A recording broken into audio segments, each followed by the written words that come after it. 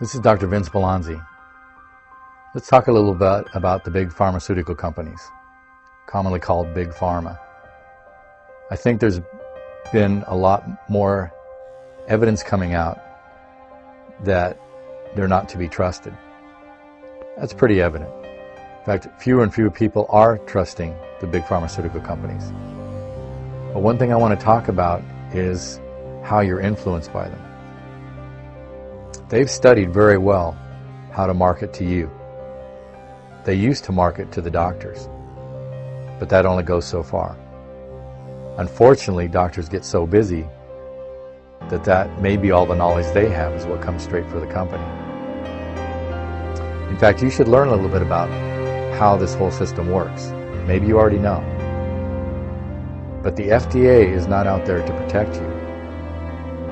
The FDA is, in a sense, controlled by those pharmaceutical companies. Do you know that the salaries of the FDA workers are actually paid by the pharmaceutical companies? You probably thought it was by you.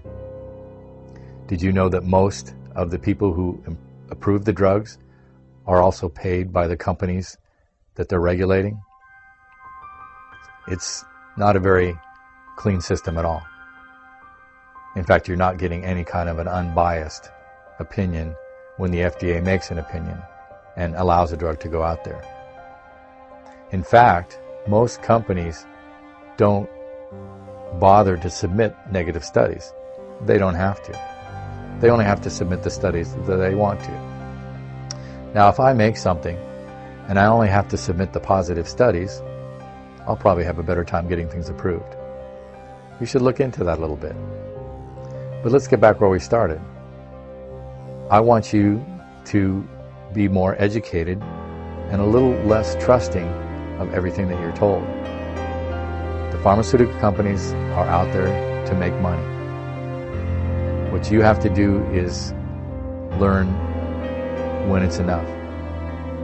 Remember that you're being treated by somebody whose primary tool is the drugs. You can do a much better job in many cases by learning how to take care of yourself. The pharmaceutical companies are, again, out there to make money, and that's their bottom line. And they have the ability to now market to you.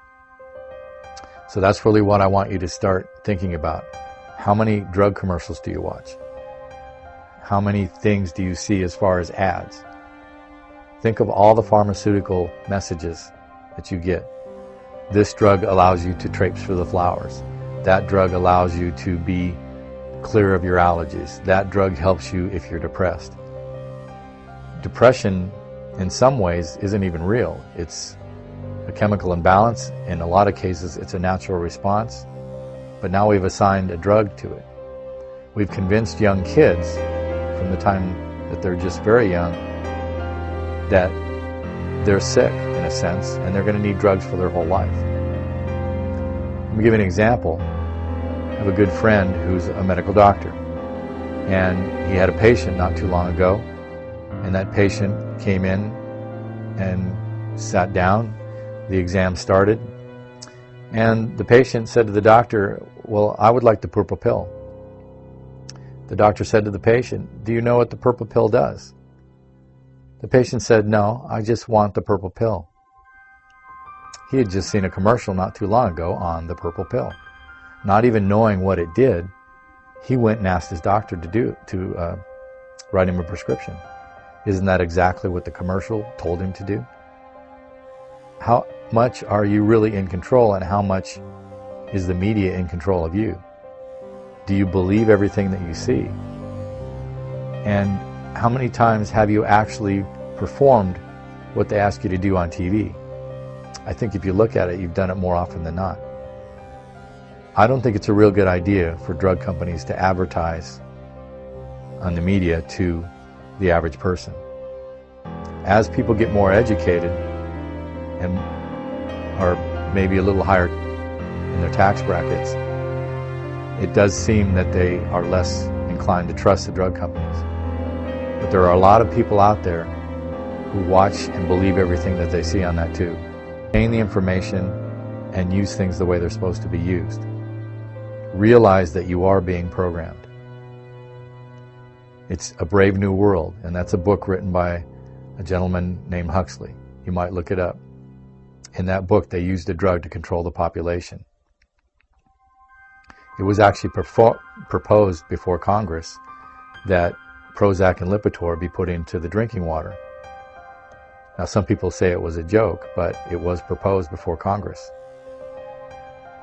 Do you think the manufacturers would be happy if that happened? It was seriously considered. The drug companies, again, are out there to make money. They advertise to you so you'll go buy their drugs, whether you need them or not. So whether it's right or wrong, you need to be a little more aware of how you're being programmed and what it might make you do. The drug is not always the answer.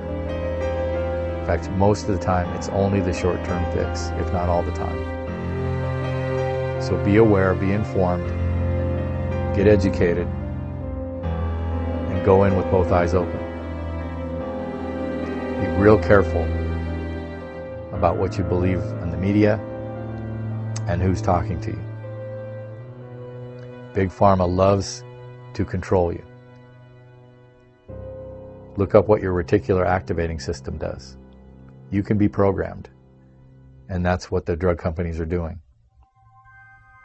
I don't think it's the right way to go, and that's why I'm making this video. I want you to seriously consider how influenced you have been in the past, and I want you to be awake when you're influenced in the future. The pharmaceutical companies right now are in control. They do control the government. They have a lot of control that they exert over medical doctors. Realize that they fund the school. In fact, if you trace the history of the medical schools, it was the drug manufacturers who were originally the snake oil salesman. That name's applied to other groups now, but the drug manufacturers who are linked to petroleum, and that's a whole new story. But the drug manufacturers went and said they would fund the medical schools if they would prescribe drugs. If you have ever been to a medical school, you'll realize how much influence the drug companies continue to have over the education of young doctors. And those doctors come out ready and willing to prescribe. And then the whole system continues as the drug manufacturers continue to fund the doctor's lifestyle. Now it's in little ways, free samples.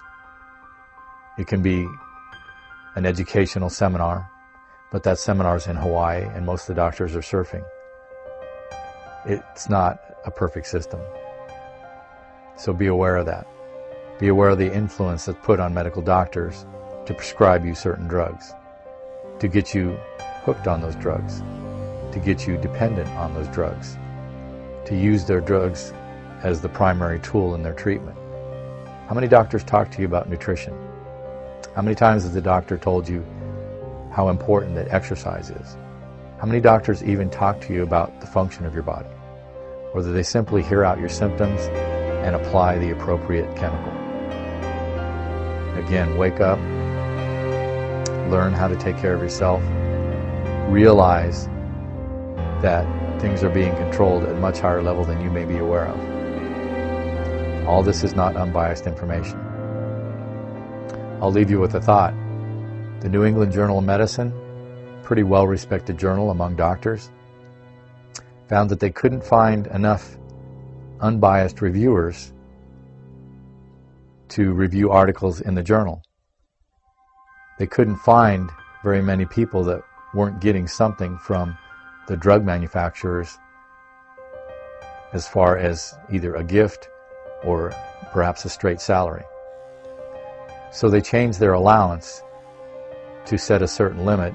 If I remember right, it was about $10,000. So now you can be a reviewer in that particular journal if you don't get more than $10,000, and I don't remember the exact time period.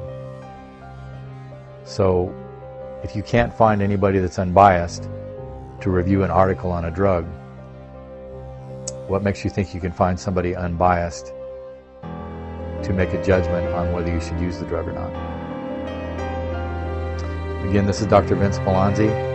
It's a pleasure talking to you. My objective is to have you think. Please do that. Thank you.